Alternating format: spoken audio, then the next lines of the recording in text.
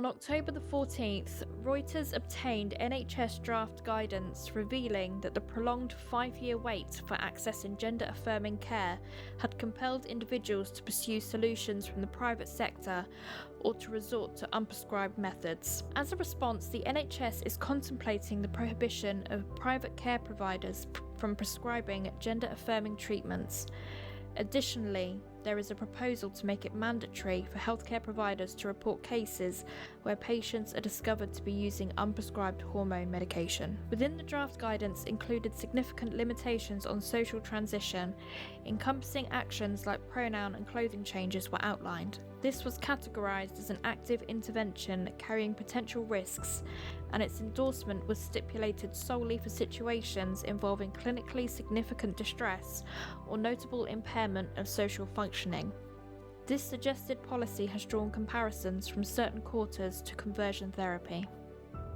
In November, the World Professional Association of Transgender Health published a statement in which it described the methodology of treatment suggested in the proposed reforms as tantamount to conversion or reparative therapy, and that the psychotherapy route of treatment recommended seems to view gender incongruence largely as a mental health disorder or a state of confusion and withholds gender-affirming treatment on this basis. The statement further says that the proposal makes assumptions about transgender children and adolescents which are outdated and untrue, and that it quotes selectively and ignores newer evidence about the persistence of gender incongruence in children. It also describes the requirement to obtain medical approval to change one's clothing or pronouns as an unconscionable degree of medical and state intrusion, and that the proposal document makes unsupported statements about the influence of family, social and mental health factors on the formation of gender identity. In both December 2022 and April 2023, attempts to show the 2022 film Adult Human Female at the University of Edinburgh were successfully cancelled because protesters blocked access. The documentary says it is the first to look at the clash between women's rights and trans ideology, and has been criticised as transphobic. Its title is a phrase associated with gender-critical feminism. In December, the Scottish Gender Recognition Reform Bill was passed by the Scottish Parliament by a vote of 86 to 39 and is awaiting royal assent. In response, Prime Minister Rishi Sunak suggested that the UK would, for the first time in its history, invoke Section 35 of the Scotland Act 1998 to veto the law, over concern for women's and children's safety. On the 9th of January 2023, Equalities Minister Kemi Badenoch stated that gender recognition certificates and associated government documents granted to trans people in Scotland would no longer be recognised in England and Wales, and that the British government would review the gender recognition processes of other countries to determine whether or not to implement similar policies regarding their documents. Critics describe the action as a trans travel ban, with some quoted as saying the UK government sees trans people as a threat to be contained and not as citizens to be respected. A Cabinet Office spokesperson responded by saying that trans people have not and will not be banned from entering the UK. On the 16th of January 2023, the UK government invoked Section 35 of the Scotland Act for the first time and blocked the new law from taking effect, an action that raised questions regarding Scottish devolution. Although the UK's Scottish Secretary Alistair Jack said they still respect Scottish devolution, the Scottish National Party described the decision to block as an unprecedented attack on Scottish self-governance, with party leader and First Minister Nicola Sturgeon saying they would vigorously defend this legislation in court. In early 2023, it was announced by the Scottish Prison Service that newly convicted or remanded transgender prison inmates will initially be placed in jails according to their sex at birth. The policy was confirmed after an urgent review which found Isla Bryson, a double rapist, having been placed in a women's jail, stating they would have not put any of the cis female prisoners at any risk or harm. Bryson, who will be sentenced later that month for raping 2 women while she was known as male, was then moved to a male wing at HMP Edinburgh. On the 11th of February 2023, Brianna Jai, a 16-year-old transgender girl from Birchwood in Warrington, Cheshire, was killed in Colchester Linear Park in Colchester, Warrington. 2 accused teenagers, a boy and a girl, both aged just 15, are in police custody, having been charged with murder 4 days after the incident. A motive has not been established, and police are investigating all lines of inquiry, including investigating the killing as a possible hate crime. Some UK media outlets were criticised for their reporting of Brianna Jai's death. The Trans Safety Network said that some UK media outlets were publicly disrespecting Brianna in their coverage of her death. Initial reporting by both BBC and Sky News did not state that Brianna was transgender. The Times faced strong criticism after amending their original story by removing the word girl and including Brianna's dead name. The Times later amended their story again to remove the dead name and re-add the word girl. In March 2023, UK Athletics announced a ban on transgender women competing in the female category in the UK. In April 2023, the Football Association told CNN that our transgender policy has enabled many positive outcomes for people who wish to enjoy and play football either in their affirmed gender or in a safe and inclusive environment. This important subject is complex and is constantly evolving, and as a result, like many other national governing bodies in sport, we are currently reviewing our transgender policy for English football. On the 11th of May, a United Nations investigation found that the Equality and Human Rights Commission had deliberately acted with the objective to reduce human rights protections for transgender women. On the 26th of May, British Cycling issued a ban on trans women from competing as women at elite levels of the sport. On the 28th of May, ahead of a planned appearance by gender-critical philosopher Kathleen Stock at the Oxford Union, letters for and against her participation were signed by groups of academics and staff of Oxford University. After plans for her invite were unveiled, the Oxford University LGBTQ+ Society said it was dismayed and accused the debating union of disregarding the welfare of its LGBTQ+ members under the guise of free speech. In response to the letter, the society said it stood by its statement and that it was an insult for Oxford Union to give Professor Stock a platform. The lecture, which did proceed as planned, faced disruption and protests from transgender activists.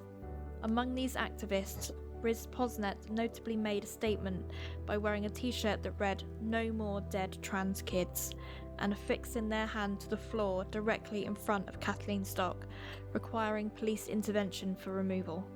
On the day of the lecture, which coincided with the release of Channel 4's controversial documentary Gender Wars, featuring Professor Stock, more than 200 individuals gathered for a protest on Bond Square in Oxford city centre. Demonstrators proudly displayed banners bearing the slogan "Resisting by Existing," and they passionately chanted "Trans rights are human rights." The UK has experienced a significant decline in its ranking on the annual Rainbow Map, which assesses the LGBTQ+ friendliness of European countries. This dropped from 14th place in 2022 to 17th place in 2023 has been met with criticism from activists. The Rainbow Map, produced by ILGA Europe, evaluates 49 European nations based on their LGBTQ+ legal and policy framework. In the past, the UK was consistently regarded as the most LGBTQ+ friendly country in Europe until 2015. However, since 2016, it has constantly fallen in the rankings and now holds a score of 53.37%, down from 86% in 2015. This decline is seen as concerning and disappointing by LGBTQ+ advocates. A June 2023 poll by IPSOS into worldwide attitudes into LGBT+ rights found that while most Britons support the protection of transgender people from discrimination in the fields of access to housing and employment, the level of support in Britain for allowing trans people access to single-sex spaces and for gender-affirming healthcare was amongst the lowest of the 30 countries studied. Prime Minister Rishi Sunak is accused of mocking trans people after footage of Sunak addressing fellow Conservative MPs was leaked to Pink News. At the same period of time over the period, you may have noticed Ed Davey has been very busy. Like me, you would have probably seen that he was busy trying to convince everybody that women clearly had penises. And I was reflecting, you will all know, I am a big fan of everybody studying maths to 18. But it turns out that we need to focus on biology to 18. On the 6th of July, a tribunal handed down its decision on the ruling against the Charity Commission for allowing the LGB Alliance, a hostile anti-trans organisation founded by former Stonewall members who have since left, after it became trans-inclusive in 2014, to be able to register as a charity. Their decision was that Mermaids doesn't have a legal standing to bring the appeal, but it did split the two judges in half, which is a significant outcome. According to a recent YouGov survey gauging public sentiments towards the LGBTQ+ community, the level of hostility directed at transgender individuals is experiencing a concerning rise.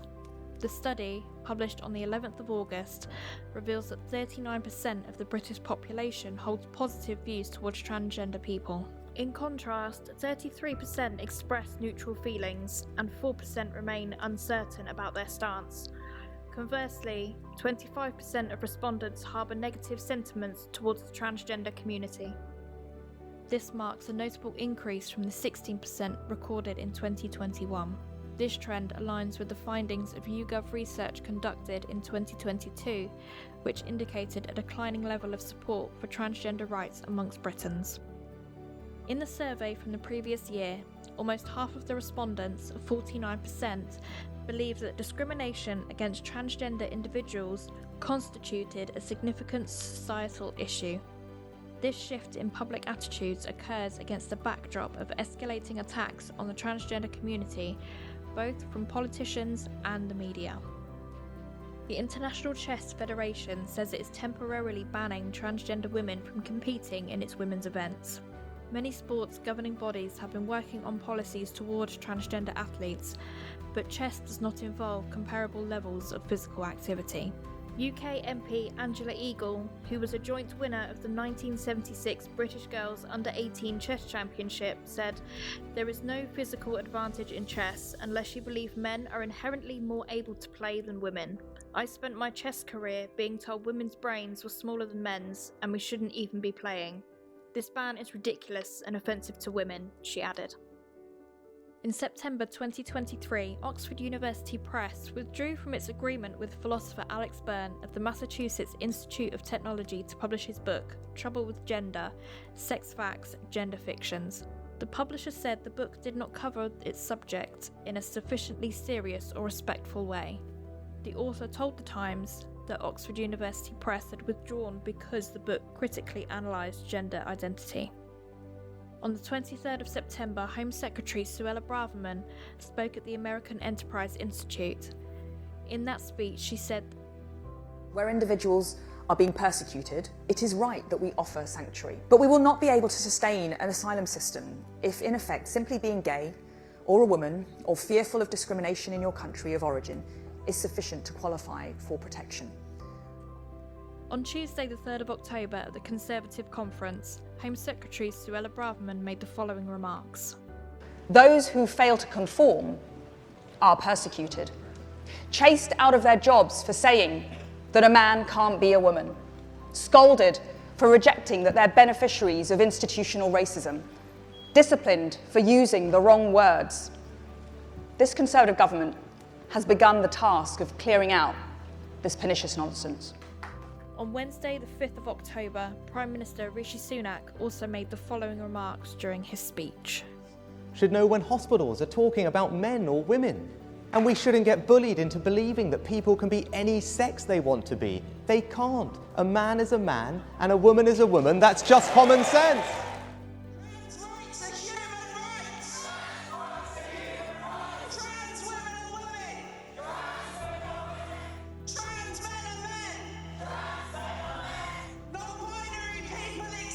Love will always unite us against the hate. We are LGB with the T. We are RDG with the T.